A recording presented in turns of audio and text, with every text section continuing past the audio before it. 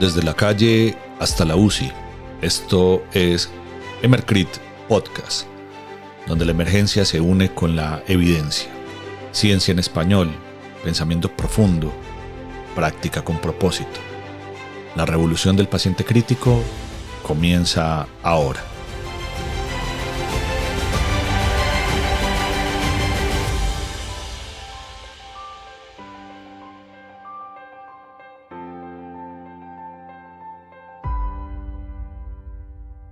Saludos a todos, esto es Emercrit Podcast al aire, su podcast de atención prehospitalaria, urgencias y cuidado crítico.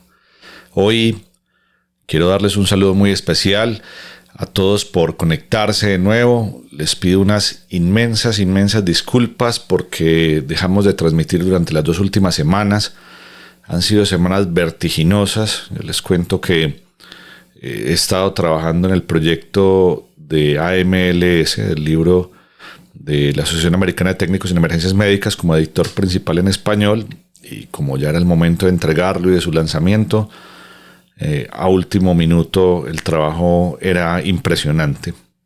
Y las 2 últimas semanas también tuve que viajar, una a Argentina al Congreso de Red Américas, a presidir la reunión de centros de entrenamiento de EXI y a dar una conferencia de paro cardíaco traumático que estuvo muy buena. Y estuve en la ciudad de Lima la semana pasada también hablando algo de reanimación. En un día nomás fue corriendo todo. Pero aquí estamos de nuevo cumpliendo esta cita. Hoy vamos a hablar de vasopresores en escenarios no convencionales.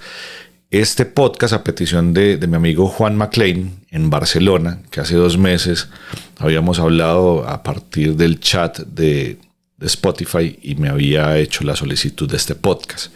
Y le quiero mandar un saludo muy especial, un abrazo muy grande a uno de mis estudiantes del programa de atención prehospitalaria en la Universidad de Antioquia, para Cristian.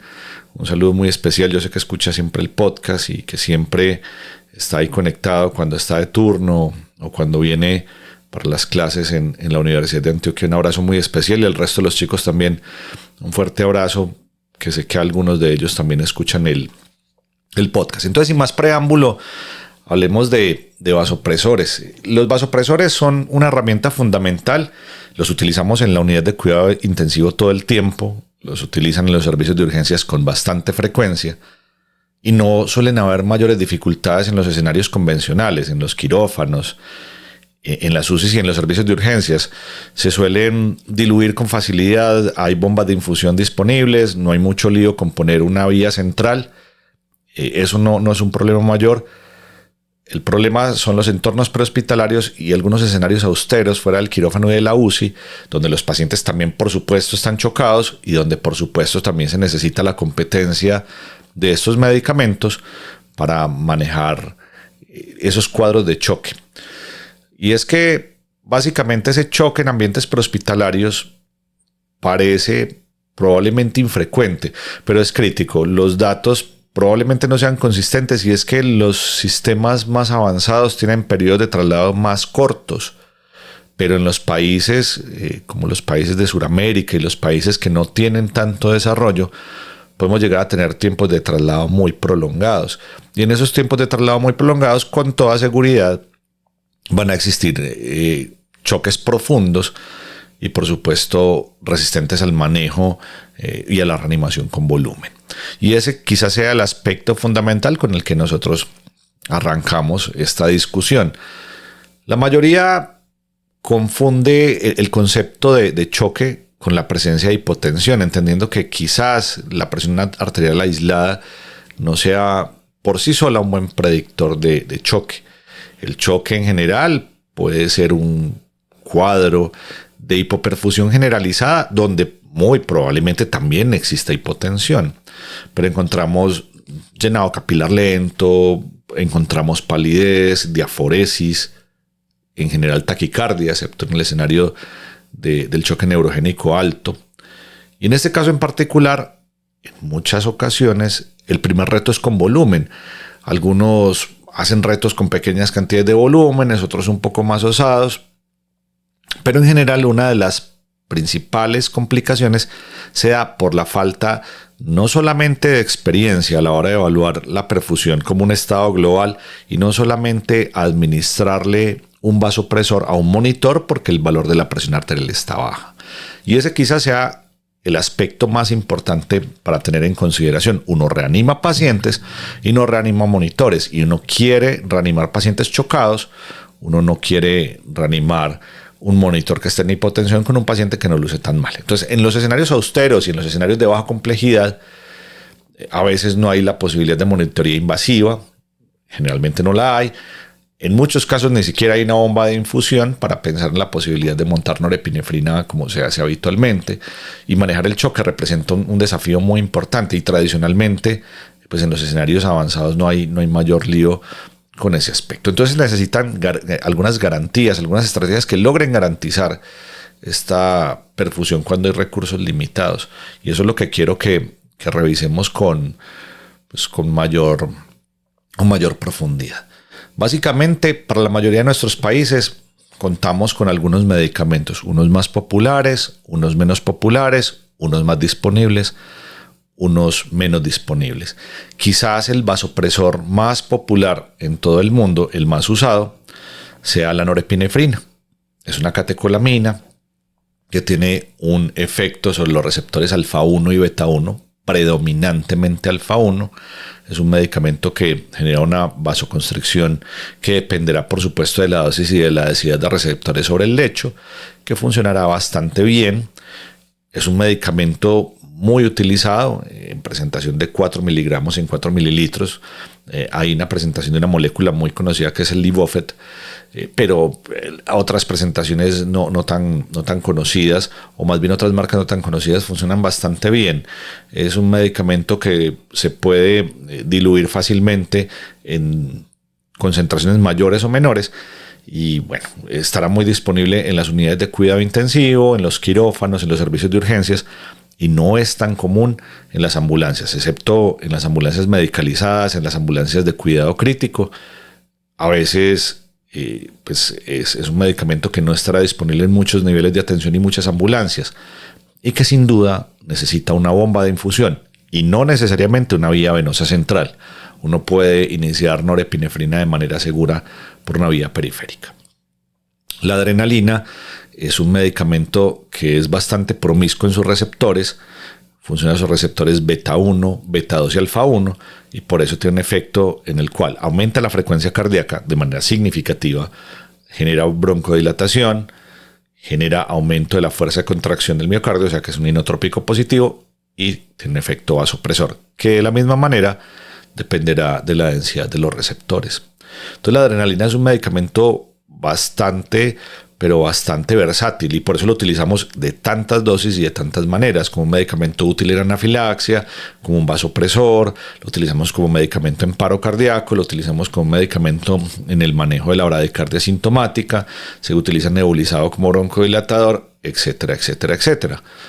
Es un medicamento realmente muy útil, pero es un medicamento que hay que saber usar. Hay tantas dosis como indicaciones podemos llegar a tener, y es quizás uno de los más versátiles para la administración de bolos intravenosos intermitentes, lo que conocemos como push dose pressor. Hay otro medicamento que es mucho más común en los quirófanos, que es la etilefrina. La etilefrina también tiene características muy similares. Actúa muy parecido a la norepinefrina sobre los receptores alfa 1, también en beta 1, y tiene un efecto leve beta 2. Pero la ventaja más importante de la etilefrina es que no suele aumentar la frecuencia cardíaca. Es un medicamento muy útil precisamente como vasopresor, y que quizás todo este asunto de la administración de embolos intermitentes de vasopresor haya arrancado probablemente con la etilefrina, y que haya arrancado en los quirófanos. Es algo que sabemos. Hay un medicamento que está casi en desuso, pero que yo sé que en muchos lugares del mundo hay. Yo sé que está disponible en muchas partes, y que en muchas partes quizás sea el único vasopresor disponible. Y por eso no podemos condenar a la gente. Hay que tratar de darle el mejor uso posible a las herramientas que hayan disponibles. Y me refiero a la dopamina. La dopamina gozó de una inmensa popularidad en los años 80, incluso en los años 90, incluso existiendo noradrenalina. Los compararon incluso cabeza a cabeza. La dopamina es un medicamento que dependerá de la dosis y se han descrito muchos aspectos. Dosis que van generalmente de 2 a 5 microgramos kilo minuto, que describan como una dosis dopa, que generaba vasodilatación esplácnica y que en algún momento de la vida sugirieron que podría mejorar la perfusión renal. Eso está desestimado hoy por completo y eso es una dosis prácticamente homeopática que no solemos utilizar bajo ninguna circunstancia. Bueno, de hecho no solemos utilizar dopamina. De 2 a 10 es un efecto predominantemente beta 1, es decir, aumenta la frecuencia cardíaca. Aquí, incluso las guías actuales en el algoritmo de bradicardia recomiendan el uso de dopamina, pero lo que me parece muy particular es que la extienden hasta la dosis máxima, que es hasta 20 microgramos por kilo minuto, cuando nosotros sabemos que el efecto alfa 1 se logra por encima de 10 microgramos por kilo minuto hasta 20. Por encima de 20 no hay un efecto que sea más adecuado. Entonces el problema dependerá de la dosis que reciba y aunque esto es una aproximación fisiológica y farmacológica, esto no se puede rezar ahí a rajatabla y de que todo el mundo va a responder de la misma manera. Entonces al ser un medicamento tan impredecible, al ser un medicamento que requiere como tanta sutileza, probablemente se ha optado por no usarlo más. Pero vuelvo e insisto, en muchos lugares todavía está disponible y vuelvo e insisto, todavía en algunas de las guías aparece como una opción aceptable cuando hay una bradicardia asintomática en ausencia de un marcapasos transcutáneo, donde se puede elegir entre adrenalina y dopamina. Y yo les digo que sinceramente para mí es mucho más fácil manejar adrenalina en el escenario de bradicardia porque además no se considera el peso del paciente, de 2 a 10 microgramos minuto de adrenalina. La dopa sí requiere la administración por peso y eso es muy importante. Entonces, continuando con el escenario no convencional y quedándonos con norepinefrina y con adrenalina, hablemos un poquito entonces de la administración de vasopresores cuando no hay una vía central, cuando se utiliza por vía periférica o intraósea. Entonces, en la práctica convencional, la administración de vasopresores como la noradrenalina o cuando se usaba muy comúnmente la dopamina se asociaba siempre a catéter venoso central. Inicio de nore o de norepi era casi que poner un catéter venoso central. No obstante, hoy estamos seguros y con evidencia suficiente que lo respalda, que se puede utilizar de forma segura por una vía periférica, responsablemente puesta. De hecho, hay algunos estudios importantes. Hay un estudio que se hizo incluso en cuidados intensiva en el 2015 por Cárdenas y García, que evaluaron 734 pacientes que recibieron norepi, que recibieron dopa y que recibieron fenilefrina a través de vías periféricas. Y se demostró que realmente era un asunto bastante seguro. Solamente el 2% de todos esos pacientes recibieron o presentaron una extravasación del contenido, pero ninguno sufrió lesiones tisulares importantes. Hay una recomendación que es importante y quiero que la sepan, y es que la extravasación especialmente de norepinefrina podría ser grave y podría generar necrosis. Yo nunca he visto una necrosis por extravasación de norepinefrina. El hecho de que yo no la haya visto no quiere decir que no exista, pero que también va a depender de qué tan concentrada esté la solución. Generalmente, cuando hay extravasación, se utilizan algunas estrategias como la administración de algunos medicamentos como la fentolamina, pero yo no tengo disponible de ese medicamento en Colombia y tampoco lo he visto, nunca lo he visto disponible, y algunos incluso nitratos que están disponibles en forma tópica, que tampoco los conozco, pero son las recomendaciones que se hacen. Pero en general, quiero que sepan incluso que algunas recomendaciones que hay, la campaña de Sobreviviendo la Sepsis recomiendan comenzar norepinefrina lo antes posible en el paciente con choque séptico, incluso por una vía venosa periférica o una vía intraósea, incluso cuando no haya la posibilidad. Ahora, hay dosis seguras, generalmente son dosis bajas. Uno arranca con la norepinefrina en dosis de 0.05 microgramos por kilo minuto, y ya cuando uno se está aproximando a dosis de 0.1 o 0.15, uno sí va pensando que va siendo una mejor idea pensar en una vía central, o cuando hay la posibilidad en una vía central de colocación periférica como un PIC.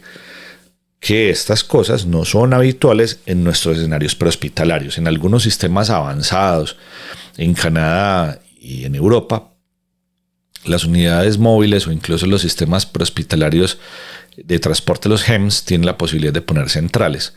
Pero eso no es la realidad y esa no es la regla general. Y como nosotros hablamos más de lo general que lo particular, pues en este caso particular nos tenemos que defender con la vía periférica, que es lo que habrá disponible. Entonces, en ese orden de ideas, aparece una estrategia muy interesante. Y yo creo que en la última década es donde ha cobrado mucho más auge, que la administración de vasopresores en dosis pequeñas intermitentes. A esa estrategia la hemos llamado push dose pressor. Bueno, no la hemos llamado, no, la han llamado en Norteamérica, porque en español unos le dicen epipush, otros le dicen bolos pequeños de adrena, otros le dicen adrenalina sucia, otros le dicen de cualquier cantidad de formas, pero básicamente son dosis pequeñas o microdosis intermitentes que se han pensado para corregir hipotensión en forma rápida en emergencias fuera del quirófano. Vuelvo e insisto, esto es una buena alternativa, pero tiene también sus pros y sus contras. Esto, como yo les dije, aparece en el quirófano, en anestesia. Los anestesiólogos utilizaban bolos intravenosos de vasopresores como la efedrina o la fenilefrina para contrarrestar la hipotensión durante la anestesia regional, la sedación profunda, perintubación o a veces en algunas fases de la cirugía, y esto migró a las salas de emergencia e incluso en muchos escenarios prehospitalarios lo utilizan, y esto está impulsado por muchas de las difusiones de la difusión que ha hecho la comunidad que hace lo mismo que yo en inglés. Yo lo hago en español. Y esta estrategia de hablar con ustedes y darles formación gratuita se llama FOAM, que es Free Open Access Medicine. Esa educación médica abierta subraya esa necesidad de intervenciones inmediatas para pacientes inestables. Así que esta es una forma de administrar vasopresores muy popular y muy útil, y este push dose entonces se refiere precisamente a esas dosis pequeñas y fraccionadas de un agente vasopresor a través de una vía periférica. Lo que se espera, lo que uno quiere, es elevar rápidamente la presión arterial mientras habitualmente se prepara una infusión continua. Esto es una medida puente en general, o se gana tiempo en otras intervenciones definitivas. Entonces, quizás la definición más importante es que uno espera que sea una terapia puente que nos permita obtener un poco de tiempo y que nos da la posibilidad de dar soporte hemodinámico inmediato mientras hay la posibilidad de montar un vasoactivo de forma un poco más formal. En muchos casos no habrá forma de un vasoactivo más formal, más allá de bolos pequeños. Los fármacos más utilizados, los que más se han estudiado y evidentemente los que hay evidencia clara y demostrada, son la adrenalina y la fenilefrina. Ya habíamos hablado un poco que la adrenalina es un agonista alfa y beta que aumenta la fuerza de contracción, que genera vasoconstricción y que también tiene un efecto cronotrópico positivo que se debe a su componente beta, pero no es ideal cuando ya hay un paciente que está muy taquicárdico o que está arrítmico, porque aumenta más la frecuencia cardíaca, el consumo de oxígeno miocárdico, y en muchos de estos escenarios de choque pues no ofrece un beneficio substancial. Tiene una ventaja, y es que el inicio de acción es bastante rápido y la duración es corta, de unos 5 a 10 minutos. Esto permite titular frecuentemente la respuesta y en general se prepara de forma muy sencilla. Hay dos posibilidades. En esta parte del mundo nosotros no solemos contar con preparaciones de adrenalina 1 en 10.000. La que tenemos es adrenalina 1 en 1.000. Entonces uno toma una jeringa de 10 o 2 jeringas de 10 más bien, solución salina y una adrenalina, y lo que se hace es envasar la adrenalina en una jeringa y llevarla con 9 centímetros más de solución salina hasta 10. Ahí me queda una preparación de 1 en 10.000. De esa preparación se saca otro centímetro y se lleva de nuevo hasta 10, quedándome una concentración de 10 microgramos por mililitro. Y lo que se hace habitualmente es administrar dosis de 5 a 20, de 5 a 30 microgramos por kilo, de 5 a 10 microgramos, 20 microgramos, 30 microgramos cada 3 a 5 minutos más o menos, hasta que se logre el objetivo de la presión arterial. Y eso dependerá, por supuesto, en gran medida de la severidad del choque y de la severidad de la hipotensión. La fenilefrina, por su parte, es un agonista alfa más puro que causa vasoconstricción sin un efecto tan marcado sobre el miocardio. Su estímulo va a ser muy importante como vasopresor sin generar ese riesgo tan grande de taquicardia. Su inicio de acción es muy corto, suele durar un poco más, hasta 10 minutos, incluso hasta 20. Y pues puede ser muy útil para ese escenario en el que quiero mejorar la presión arterial, donde quiero mejorar ese efecto presor sin generar mucha taquicardia. Las dosis de bolo de fenilefrina se pueden administrar entre 50 y 200 microgramos y se pueden repetir cada 5 minutos.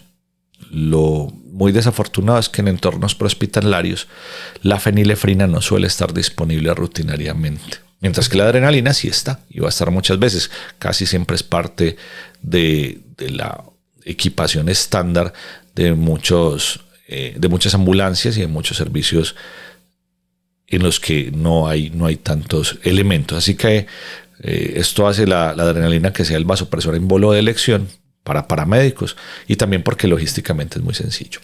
Pero aquí hay una discusión que suele ser muy interesante. Cuando nosotros utilizamos la técnica de push dose pressors, generalmente utilizamos una técnica de 2 jeringas, en la TAM, por supuesto, porque como ya les he dicho, no solemos tener disponibilidad de jeringas prellenadas. De pronto a México sí llegan y sé que a veces hay disponibilidades, pero en general tenemos son ampollas. Entonces, ¿por qué preferimos la dilución en 2 jeringas? Probablemente para disminuir la cantidad de pasos críticos y errores en la preparación, porque suele haber menos riesgo de confusiones en términos generales, aunque eso es discutible, porque se puede generar una titulación más precisa en microbolos. Y se lo digo ¿por qué? Porque es que si somos honestos, en la preparación con 2 jeringas, al final nos van a quedar 10 microgramos por mililitro, ¿cierto? O si yo tomo una ampolla de adrenalina, tomo una bolsa de 100 mililitros, le saco el cc de la ampolla y le pongo la ampolla, me va a quedar 1 miligramo en 100 mililitros, lo mismo, 10 microgramos por mililitro, exactamente lo mismo. Entonces, si somos honestos, la presentación, o más bien la concentración, queda igual. Pero se sigue prefiriendo y se sigue recomendando desde el punto de vista logístico y de estandarización en escenarios prehospitalarios que se haga de esta manera, porque muchos de los sistemas prehospitalarios institucionalizan la técnica de jeringa, porque es rápido, porque no obliga a abrir ni a manipular bolsas, porque pues suele ser más sencillo de rotular. Y algunos sistemas prehospitalarios como el de Ventura County enseña la mezcla directa en jeringa como método principal, y muchos otros.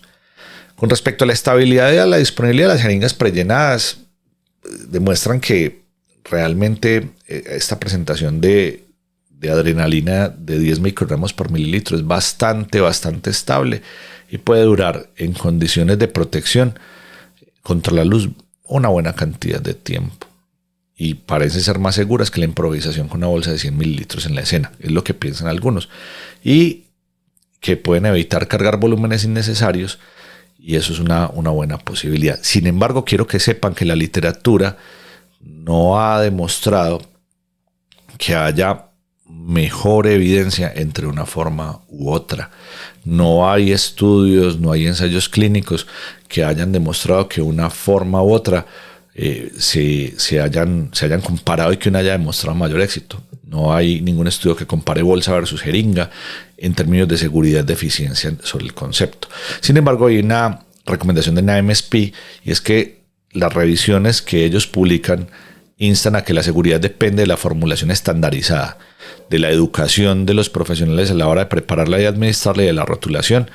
Y esto favorece básicamente a las jeringas prellenadas, que disminuye la cantidad de pasos, pero sobre todo porque ya vienen prerrotuladas, que eso es un problema que tenemos en Latinoamérica. No tenemos jeringas prellenadas prácticamente de nada. Bueno, me refiero a medicamentos emergentes. Yo sé que la enoxaparina viene en una jeringa prellenada, pero estamos hablando de vasopresores. Entonces, el método de las 2 jeringas termina siendo una buena medida, pero hay una forma en la que podemos generar una discusión muy importante, y entonces hay posibilidad de que haya algo de heterogeneidad en la dilución en la bolsa.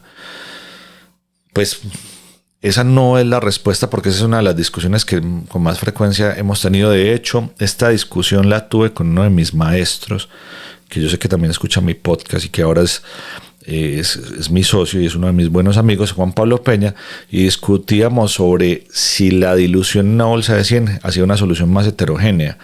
Y lo que he podido establecer y lo que busqué para ustedes en esta discusión es que en soluciones acuosas diluidas, cuando hay solutos simples como la norepinefrina en cloruro de sodio, la tendencia es a una estratificación muy muy bajita. Es una mezcla muy homogénea por difusión molecular y mezclado, o sea que no hay mucho lío. Esto descarta cualquier posibilidad de que la solución, si se administra de esa manera o se prepara de esa manera, sea muy heterogénea. Esa no parece ser la razón.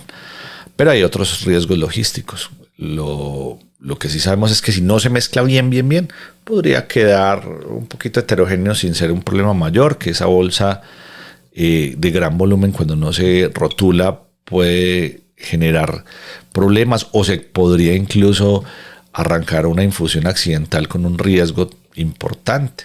Entonces, ese aspecto hay que tenerlo en consideración. Ahora, con respecto a la fotosensibilidad, la adrenalina sí es fotosensible y que cuando la exponemos a la luz solar directa se empiezan a generar fotocromos y la solución puede cambiar de color, tornarse un poco rosada y al final un poco marrón, lo que hará que esto no funcione. Y es posible que muchas veces hayamos encontrado problemas a medida que se administran dosis de adrenalina, porque se piensa que el paciente está en un choque refractario y lo que probablemente ha ocurrido es que la adrenalina está dejando de funcionar porque está siendo oxidada y su efecto, por supuesto, y su estabilidad se está viendo comprometida. Ahora, es importante establecer cuál es la seguridad del push-dose pressor. ¿Qué tan seguro es? ¿Qué es tan segura la administración? Todo el mundo diría que es obvio, pues es muy sencillo. Siempre hablamos de la obviedad. No, eso es muy fácil, es muy sencillo, eso no tiene líos. Pues les quiero contar que no, y se han hecho bastantes revisiones. Hay una revisión de 146 casos de uso de vasopresores en bolo, donde efectivamente la administración de dosis de adrenalina en bolo pequeños lograron mejorar la presión arterial, pero se identificaron eventos adversos en aproximadamente el 11% de estos 146 casos. Un asunto que no es insignificante, son aproximadamente 14 o 15 casos, donde se administraron sin hipotensión documentada, donde se administraron pese a que ya estaban con infusión continua en vez de ajustar la infusión continua. O sea que hubo mala indicación, hubo dosificación inadecuada y esto refleja una curva de aprendizaje y riesgos potenciales que hay que tener en colaboración, que tener en consideración. En los servicios de urgencias hay una revisión muy muy bonita que hizo Cole en el 2019, donde reportó muchos más incidentes y analizaron más casos, 249 casos de administraciones de vasopresores en bol. Y hicieron una revisión en video para mirar cómo les iba. Encontraron que el 39% de los pacientes tuvo eventos hemodinámicos significativos. Pacientes que hicieron picos de taquicardia mucho más altos, y eso es esperable cuando se utiliza adrenalina. Pero cuando se utilizan dosis muy altas, la frecuencia cardíaca podría superar los 140. Hubo casos de bradicardia, hubo casos de hipertensión súbita con presiones arteriales sistólicas por encima de 180 e incluso eventos de taquicardias ventriculares sostenidas después de los bolos. Fue mucho más frecuente con adrenalina en más del 50% de los casos en los que se reportaron problemas que con fenilefrina. Solamente en el 19 al 25% de los casos hubo algún tipo de complicación excepto taquicardia.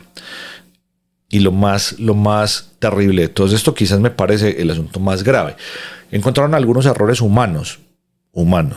En el 19% de los casos se administraron dosis diferentes a las pretendidas. En el 3% hubo errores de magnitud alarmante, con sobredosis de hasta 10 veces más, y hubo 10 veces más a la dosis deseada. Incluso hubo un caso de 100 veces la dosis de fenilefrina por equivocación. Esto es alarmante y deja también entender que se necesita bastante entrenamiento en simulación para poder preparar y administrar estos medicamentos, que además no es sencillo. Es bastante complicado la carga cognitiva que se tiene cuando estás manejando un paciente crítico en un escenario donde no tienes tantas manos. Es que en la unidad de cuidado intensivo, cuando yo tengo un paciente, tengo mucha gente alrededor. Tengo un profesional de enfermería y varios auxiliares que son supremamente hábiles en la preparación de medicamentos. y hacen esto todos los días de su vida, muchas veces al día. Entonces ellos se tardan una muy corta cantidad de tiempo en preparar esto. Pero cuando tú estás encargado de todos los aspectos logísticos, envase, administración, rotulación, en un escenario o en un habitáculo pequeño, en un helicóptero, en una ambulancia, el reto es mucho mayor. Entonces tenemos que tratar de entrenarnos para que eso ocurra. Las escuelas de formación que forman paramédicos de cuidado crítico tienen que desarrollar estrategias que permitan la administración segura de las dosis de adrenalina en bolos o en microdosis para lograr que esto sea exitoso, y no podemos simplemente permitirle a la gente que lo haga mentalmente o que saquen una hoja y hagan reglas de 3. No, esto necesita mucha práctica, mucha práctica, y es algo en lo que hay que trabajar, generar escenarios de simulación reales y también pues manejar las complicaciones. Entonces, estos errores se asociaron básicamente a ausencia de las posibilidades de contar con esos problemas, y habla, por supuesto, de problemas mayores y de la necesidad de lo que habíamos hablado, de la presencia de jeringas prellenadas. Hay otros estudios, hay uno muy interesante, pero que lo hicieron o lo llevaron a cabo en un servicio aeromédico en un GEMS, que Nauroki fue el que lo documentó. Y encontraron que en 100 dosis administradas bajo el protocolo de 10 a 20 microgramos cada 2 minutos hasta normalizar la perfusión, el 94% de estas administraciones fueron correctas y no reportaban efectos adversos. Patrick en el 2020 evaluó en un año en un sistema terrestre y encontraron que 43 pacientes hipotensos tratados con un protocolo similar, en solamente un caso se presentó un error en la medicación documentado, y dicho error ocurrió por un cambio en la concentración en el stock. No había jeringas prellenadas de 1 en 10.000 y les tocó utilizar ampollas porque había escasez de las jeringas prellenadas, y esto generó confusiones en la dilución. Solamente esa fue la razón, pero no hubo reportes de arritmias malignas, ni eventos adversos, ni nada más. Así que cuando hay protocolos claros, cuando hay dosis fijas y cuando hay indicaciones estrictas, el push dose pressure puede usarse en ambulancias con baja incidencia de complicaciones. Eso depende de dónde hagan los estudios, por supuesto. Hay un estudio también que me encanta de uno de los directores médicos más exitosos, que es uno de los directores médicos del Stade Medevac, el Dr. Frank Guillet, que en el 2019 investigó pacientes con hipotensión profunda que tenían presiones arteriales sistólicas menores de 70, que eran trasladados por ambulancias de cuidados críticos, y comparó cómo le iba a esos pacientes cuando se les administraban dosis de bolos de vasopresores rápidos, y encontraron que los pacientes que recibieron bolos de adrenalina tuvieron un aumento transitorio de la presión arterial. Es lo que sabemos y lo que esperamos, pero eso es muy importante. También parece que tuvieron una menor supervivencia a 24 horas al alta y a 30 días.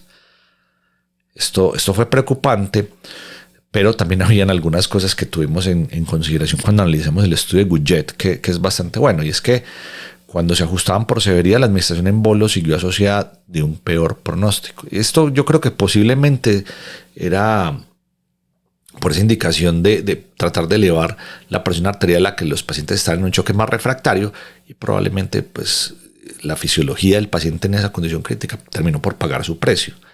Eso quiere decir en concreto que los que recibieron epinefrina en bolo probablemente presentaban más recurrencia de hipotensión, y ellos probablemente mayor necesidad de RCP, quizás no por el bolo en sí, sino porque estaban en peores condiciones. Es probable.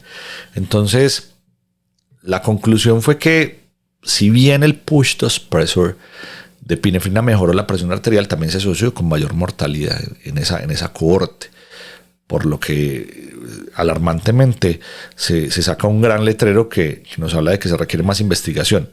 Idealmente poder hacer un ensayo aleatorizado para poder definir el papel óptimo, la dosis, y escoger qué pacientes realmente se benefician, porque es que no es tan sencillo. Eso no es solamente para tratar hipotensión. Uno tiene que entender que la hipotensión puede ser multicausal y que yo solamente le estoy dando el manejo a una variable, pero que yo tengo que manejar al paciente de forma integral. Yo no debería tratar el monitor Y es que la hipotensión podría ocurrir por muchas razones y quizás el aumento de la presión arterial en escenarios como la hipovolemia podrían aumentar la mortalidad claramente. Así que esta asociación podría deberse a que los bolos se emplearon en los casos más graves. Eso se llama sesgo de indicación o efectos adversos que no se pudieron medir, y que esto en todo caso invita a la prudencia. A que elevar las cifras de presión arterial no siempre se traduce en mejorar la supervivencia, especialmente si el paciente está en un estado periparo y la causa del choque no se corrige. La causa del choque no se corrige. Y la causa del choque tiene que dejar de pensarse como la hipotensión. Esto es solo una manifestación. Entonces, ¿cuándo y para qué utilizarlo? Porque eso parece evidente y no lo es. La evidencia sugiere que estos bolos de adrenalina pueden ser útiles como una medida de rescate corta, y eso tiene que quedar para ustedes muy interiorizado, y que en algunas situaciones concretas puede ser bastante útil. Quizás para mí, en donde más lo uso y donde con más éxito lo uso, es en el bajo gasto perintubación, porque ustedes saben que en los pacientes, cuando utilizamos algunos de los agentes, la mayoría quizás de los agentes que utilizamos para una secuencia de intubación, están asociados a ese colapso cardiovascular perintubación, y ahí los vasopresores en bolos son una buena medida, son una muy buena medida, son una excelente medida, porque van a rápidamente a revertir esa hipotensión severa que se inicia por la administración de estos medicamentos, y que a veces pues, se prolonga más en el tiempo y nos obliga a pensar en montar un vasopresor.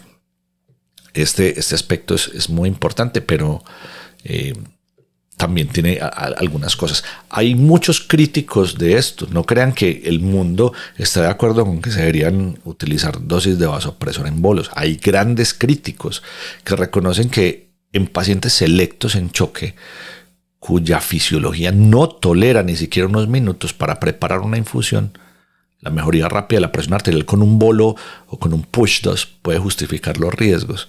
Entonces reconocen que quizás sea una buena forma, pero también están conscientes de que esto no reemplaza la infusión continua, por el modelo hemodinámico, por estar generando picos de hipertensión y de taquicardia, y eso tiene también muchas cosas. Y es que yo quiero que ustedes entiendan que el choque puede ser multifactorial. Si tenés un paciente que tiene un choque cardiogénico y vas a estar aumentando la frecuencia cardíaca cada 3 a 5 minutos, aumentando la presión arterial, eso va a aumentar el riesgo de arritmias. Que si tenés un paciente con una sepsis grave y le estás poniendo dosis mayores, hay dos posibilidades importantes. La primera, un paciente en severa acidosis metabólica no responde muy bien por un fenómeno de down regulation, de internalización de los receptores como consecuencia de la acidosis, y por cambios en la conformación del receptor precisamente por la acidosis o la acidemia. Aspecto fundamental a tener en consideración. Y esto también ocurre porque muchos pacientes en sepsis hacen algo de insuficiencia suprarrenal relativa, y en esos pacientes, cuando en la unidad de cuidado intensivo estamos incluso con 2 vasopresores, pensamos en la administración de corticoides para poder superar ese fenómeno. Aspectos que a veces no se tienen en consideración en el escenario prehospitalario. Vuelvo, insisto, porque los países desarrollados tienen traslados muy cortos, pero que eso se tiene que volver una necesidad de entrenamiento en países donde los traslados son más prolongados, desde los bajos niveles de atención hacia los hospitales grandes, hacia las unidades de cuidado intensivo. Hay mucha tela para cortar sobre los vasopresores y la reanimación del paciente en choque, porque no es un asunto tan sencillo como solamente manejar la hipotensión. Es una aproximación multidimensional. De hecho, habíamos creado un programa de entrenamiento que existe todavía, que se llama Chox Zero, en la empresa en la que yo trabajo como instructor, que se llama EMT, y es un programa maravilloso que generalmente no se corre con mucha frecuencia porque la gente cree que los conceptos de choque ya están revisados y listos, pero creo que vale mucho la pena. Y uno de los programas que también lo tiene es el FCCS, que tiene una aproximación al choque bien interesante, como para poder entender el choque de forma multifactorial. Entonces, entendiendo esto, podemos pensar que la administración de vasopresores en bolo es rápida, porque se ha tratado de medir el tiempo en el que se monta un vasopresor, y en general, yo creo que en valores muy positivos, el promedio es entre 5 y 8 minutos. Se podría tardar en todos los pasos que se requieren para montar un vasopresor. Me refiero a todo: a obtener las ampollas, a envasarlas, a purgar el circuito de la bomba de infusión, en programar la bomba de infusión y arrancar. Yo sé que hay gente que dirá que lo hace en menos tiempo, y pues qué bueno, pero lo que se ha medido y lo que la literatura ha reportado es un tiempo medio más o menos de 8 minutos. En ese caso, cuando no hay posibilidades de que un bolo de cristaloides sea una buena medida, pues los más pesimistas hablan de esta posibilidad. Sin embargo, para muchos se han hecho algunas apreciaciones, y notablemente hay un estudio que mostró que los dispositivos manuales tipo el Diallow Flow para infundir vasopresores sin bomba suelen ser muy inexactos. Me gustaría mucho que lo miraran, porque sí hay dispositivos que no tienen bomba y que los han tratado de utilizar y pueden llevar a subdosificación o a sobredosificación inadvertida, y esto nos sigue haciendo reforzar la idea de que vale mucho más la pena pensar en bomba de infusión para infusiones continuas o en push dospresor bien hechecitos. Entonces, entre las etiologías, quizás no todos los estados de choque sean iguales, y lo tenemos muy claro, y la elección y el beneficio dependerán y variarán de acuerdo a la causa. En estos escenarios por fuera de la UCI, del quirófano y de los servicios de urgencias grandes, en general en atención prehospitalaria y servicios rurales de baja complejidad, es muy conveniente individualizar los pacientes y tratarse de aproximar a la etiología. Básicamente, los pacientes que tienen un choque distributivo, especialmente el choque séptico, esos pacientes que están en esa condición de una vasodilatación generalizada, los vasopresores son particularmente útiles, y eso está demostrado porque pueden restaurar un poco el tono vascular, y la norepinefrina lejos es el vasopresor de elección y tiene muchísima evidencia en sepsis. Tiene estudios clínicos robustos que han demostrado que mejoran muchísimo los desenlaces, y que cuando se inician tempranamente pueden mejorar la perfusión y se asocian a menor mortalidad. Hay estudios multicéntricos como uno de Geoffrey en el 2022 que analizó 478 pacientes con choque séptico atendidos en unidades móviles en Francia, que recibieron una infusión de norepinefrina en el sitio antes de llegar al hospital, y tuvo una mortalidad a 30 días significativamente menor comparados con los que no. Un 30% versus un 42% con los que no recibieron vasopresor con un HR ajustado de 0.42. Con respecto a los que no la reciben, es impresionante. O sea que la administración prehospitalaria de vasopresor pudo reducir el riesgo de muerte en un 58% en esa cohorte. No se aumentaron efectos adversos importantes, no se reportaron de forma significativa, y este hallazgo podría ser útil para pensar que la admisión de noradrenalina en sepsis grave lo antes posible fuera del hospital es una buena medida. Yo estoy de acuerdo con ella, pero también estoy de acuerdo que se necesita entrenamiento, porque se requiere, por supuesto, operar de forma prolija una bomba de infusión, y se necesita una buena monitoría de muy buena calidad. Así que hay que tenerlo en consideración. En choque cardiogénico, el problema primario es un problema de bomba, falla del miocardio, y el manejo prehospitalario tradicionalmente se centra quizás en tratar de manejar cuando se puede la precarga. Ahora, la administración masiva de volumen va a tener un problema grave, y es que puede empeorar el edema pulmonar. Los inotrópicos no son tan sencillos de utilizar, y llegará nuestra entrega de inotropía para que hablemos de ello al respecto, especialmente en escenarios no convencionales. Entonces, la evidencia reciente pues favorece la noradrenalina también como un medicamento de primera línea en el choque cardiogénico, aunque podría pensarse que la dopa o la adrenalina, que aumentan fuertemente la contractilidad y la frecuencia cardíaca, serían ideales. Sin embargo, sabemos que ellas van a producir taquicardia excesiva, arritmias, y pueden aumentar el consumo de oxígeno en el miocardio, y eso agravaría la isquemia y podría generar arritmias fatales. Eso lo sabemos. Hay un estudio que ya consideramos como un estudio clásico del 2010 de Baker, que mostró que la dopamina casi que duplica la incidencia de arritmias comparada con la nore en el paciente del choque cardiogénico. Asimismo, la adrenalina misma en infusión ha mostrado que genera más hiperlactatemia, más taquicardia y más incidencias de choque refractario que la misma noradrenalina, con una mortalidad que se puede básicamente comparar. Entonces, para ello las guías recomiendan noradrenalina como vasopresor inicial en el choque cardiogénico, ya que suele mejorar la perfusión y tiene menos riesgo de arritmias.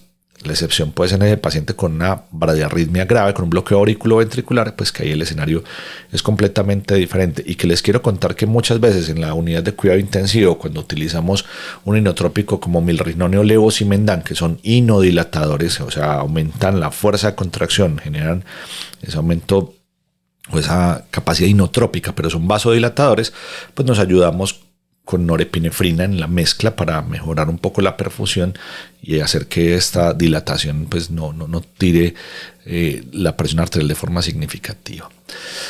Y en el choque hipovolémico parece una locura, y claramente lo es. En ese contexto prehospitalario de trauma con hemorragia, el uso de vasopresores es absolutamente controvertido y casi que uno podría decir que en primera instancia proscrito, desaconsejado, porque por supuesto la prioridad absoluta en la hemorragia es controlar el sangrado de la forma en la que puedas y tratar de restaurar el volumen intravascular. Lo ideal es sangre en la medida de las posibilidades. Los vasopresores podrían incluso empeorar la situación al generar vasoconstricción y aumentar el sangrado. Esto podría ser un problema mayor. Sin embargo, alguna evidencia militar reciente señala que en algunos escenarios de combate, en unos escenarios austeros, los pacientes pudieron haber recibido dosis pequeñas de vasopresores y ellos tuvieron algunos resultados. Esta evidencia demostró que esos vasopresores prehospitalarios tuvieron una menor supervivencia que aquellos manejados solo con líquidos y control de hemorragias. Eso es preocupante porque precisamente se querían ellos mejorar valores de presión arterial y los pacientes tuvieron desenlaces no esperados. De hecho, hay un análisis que reportó el uso de vasopresores en trauma hipovolémico que se asoció a incluso duplicar la mortalidad, y posiblemente porque se indica en un choque muy profundo que puede empeorar la acidosis y la coagulopatía, que eso es un problema grave. Entonces, por ello, quizás podríamos considerarlo cuando sabemos que no van a sangrar más, que ya hay algo de reanimación con volumen, pero quiero que quede claro que para este caso en particular, arrancar con un vasopresor en hipovolemia es un absoluto despropósito. No es la regla en general. Hay que reponer el volumen. Hay otros aspectos importantes y en general los vasopresores en choque hemorrágico no controlado deberían utilizarse con extrema precaución, bien pensados o más bien quizás no. De pronto a veces se utilizan cuando, vuelvo e insisto, puede haber un choque mixto, un paciente hipovolémico que además tiene un choque neurogénico y una severa vasodilatación, quizás, pero de primero no lo deberíamos hacer. Entonces, los protocolos actuales que nos dicen cómo debería ser el asunto, y es que aunque históricamente muchos sistemas prehospitalarios han sido muy reacios a utilizar vasopresores, precisamente por falta de bombas de infusión, por entrenamiento de la titulación, pues varias jurisdicciones y varios sistemas de emergencia han tratado de incorporar protocolos formales que sean útiles para manejar ese choque refractario en el campo. Entonces, muchos sistemas de emergencia muy populares ahí, ¿no? de la media County en California, que los conozco bien, pues implementaron protocolos de push dose pressure en algunos casos de choque que eran refractarios a líquidos, y cuando se pasaba de cierta cantidad de cristaloides arrancaban con la administración de adrenalina diluida en dosis pequeñas de 10 microgramos y las incrementaban en 5 microgramos cada 3 minutos para mantener una buena presión, una buena perfusión, y esto parece que es muy bueno. Muchos estados como Pensilvania en el 2019 crearon protocolos estatales para que los paramédicos en la calle puedan administrar push dose pressure de adrenalina en los pacientes con choque persistente, y es una excelente medida. Y prácticamente hoy en el 2025 prácticamente todos los sistemas prehospitalarios norteamericanos utilizan push dose pressure sin ningún problema, y muchas ambulancias donde hay paramédicos, no paramédicos de cuidado crítico, paramédicos, tienen Livofet, o sea, norepinefrina en las ambulancias, pero tienen que tener bomba de infusión. Con respecto a la infusión de noradrenalina prehospitalaria, cuando hay sistemas con personal médico a bordo, en algunos sistemas de SAMU, incluso en sistemas prehospitalarios como en Chile, donde hay reanimadores, ellos también son muy hábiles, muy hábiles montando norepinefrina, o incluso a veces los TENS que los apoyan son muy hábiles también montando norepinefrina en las bombas de infusión, y hay ausencia de médicos. Y es una cosa que a mí me encanta. No tiene que haber un médico a bordo para poder utilizar norepinefrina. Con un protocolo bien establecido se puede perfectamente utilizar vasopresores de forma segura en pacientes con choque séptico cardiogénico. Entonces, en ese estudio francés que les he citado, se demostró que vale la pena. Entonces, nos queda solo en el tinter lo último: norepinefrina en dosis rápida, en push dose pressure. Entonces, tiene que quedar claro que en las guías y consensos no hay ninguno que recomiende norepinefrina como push 2 preso rutinario. NAMSP no lo aconseja, no lo aconsejan las sociedades de reanimación. La Sociedad Europea de Cuidados Intensivos reitera que la norepinefrina es el vasopresor de elección en choque, pero que se debe administrar mediante infusión continua con monitoría preferentemente invasiva, y que no hay guías formales que valen bolos intermitentes de nore. Así eso se haga. Así lo hagamos muchas veces. Y que en la literatura hay reportes aislados, hay protocolos que son experimentales. Vuelvo y les insisto, a veces he tenido que utilizar bolos de norepinefrina en la unidad de cuidado intensivo en algunas oportunidades porque ya está envasada y estamos en algunas situaciones complicadas, administrando dosis de 4 a 8 microgramos en bolo rápido y funciona bien. Bolitos desde 4 pueden ser una buena medida, pero no es una indicación estándar. Téngalo en consideración. Así que el recorrido de vasopresores ha sido una experiencia fantástica. Créanme que aprendí un montón.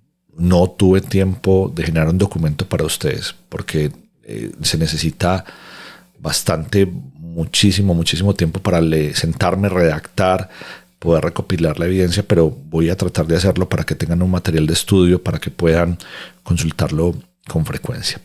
Recuerden que cuando escriban en los comentarios, tanto en YouTube como en Spotify, si hay algún tema que quieran que revisemos, lo haré con el mayor de los gustos.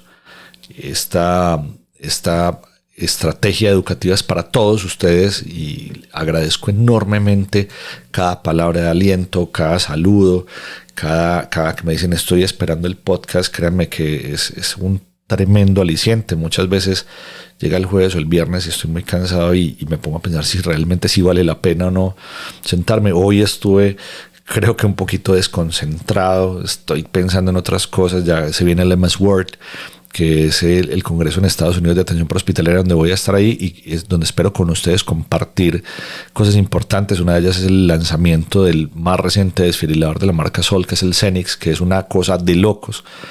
Y bueno, y el estrés en general me puso hoy torpe y me sentí muy torpe y no quise parar el podcast porque sé que si lo paro y lo corrijo ya no lo grabo. Y esto es para ustedes, entonces perdónenme mi torpeza, les pido por favor, porque hoy no fui tan claro en los conceptos como me gusta hacer, pero esto es con todo el cariño para ustedes. Nos encontramos próximamente. Todavía no he elegido el tema que voy a revisar para el próximo viernes, así que escríbanme y miramos qué reviso para ustedes. Y recuerden que esto es Emercrit Podcast, el podcast de atención prehospitalaria, urgencias y cuidado crítico, y espero nos encontremos muy pronto en su programa para que cambien las posibilidades de supervivencia de sus pacientes. Un abrazo a todos.